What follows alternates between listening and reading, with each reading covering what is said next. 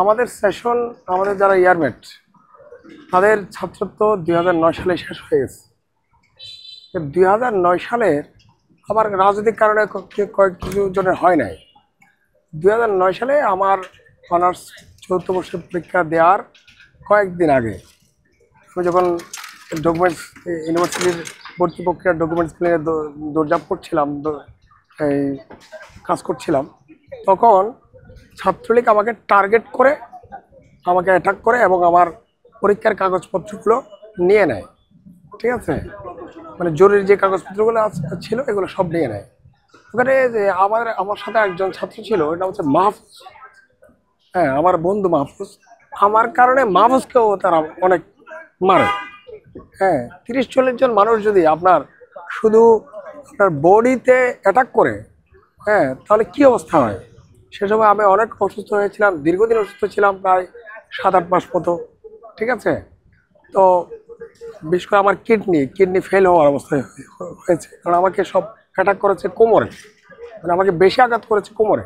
যখন আমি সুস্থ হই তখন শুনি যে ঢাকা বিশ্ববিদ্যালয়ে ছাত্রলীগ আমাকে নিষিদ্ধ করেছে, যে আমাকে দেখলেই মেরে ফেলবে। ঠিক আছে, তো ছাত্রলীগ কি চরিত্রে সবাই তো 16 বছর দেখেছেন। ঠিক আছে, তো ছাত্রলীগ আমাকে মেরে ফেলবে, আমি ক্যাম্পাসে ঢুকতে দিবে না, দিচ্ছে না। তো আমি ঢাকা বিশ্ববিদ্যালয়ে 16 বছর ঢুকতে পারিনি। 16 বছর সংগ্রাম করেছি, ছাত্রদের জন্যই সংগ্রাম করেছি। হ্যাঁ, কারণ হচ্ছে আমি তাদের মত বিরোধী ভিন্ন মতের মানুষ ছিলাম। আমি প্রথমে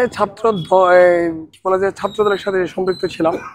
পরবর্তীতে আমি আসলে রাজনীতি ছেড়ে দিই।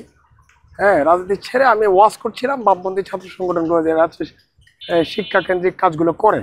হ্যাঁ, ছাত্রছাত্রীদের যে সমস্ত দাবি দেওয়া, তারা কিন্তু এগুলো নিয়ে বেশি কাজ করে। ফলে আমি ওয়াজ করছিলাম আসলে এদের মধ্যে কারোর সাথে সংগঠন করা যায় কিনা। কিন্তু দেখতে দেখতে আর মানে কোনো স্পেসিফিক কোনো করা হয়ে ওঠে নাই, কোনো দল করা হয়ে ওঠে নাই।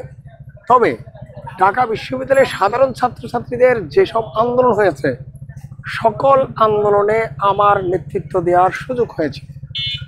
ধরেন 2007 সালে সেনাবাহিনীর বিরুদ্ধে যে ঢাকা বিশ্ববিদ্যালয় বিদ্রোহ করেছে, সেই বিদ্রোহের যে কজন নায়ক আছে তার মধ্যে আমি একজন।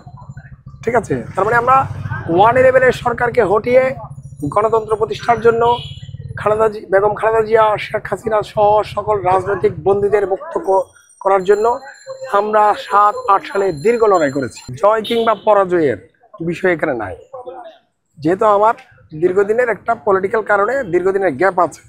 ঠিক আছে, সেই কারণে আমি সাধারণত যে সমস্ত প্রার্থীরা ভোট চাচ্ছে ভোটারদের কাছে, আমি সেইভাবে ভোট চাচ্ছি না। আমি শুধু ভোটারদের কাছে একটাই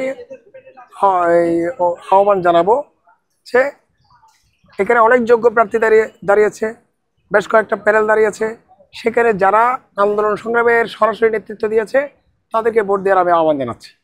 এর মধ্যে যদি কেউ যদি ভোট দিয়ে থাকে তাহলে আমার কিছু করার নাই।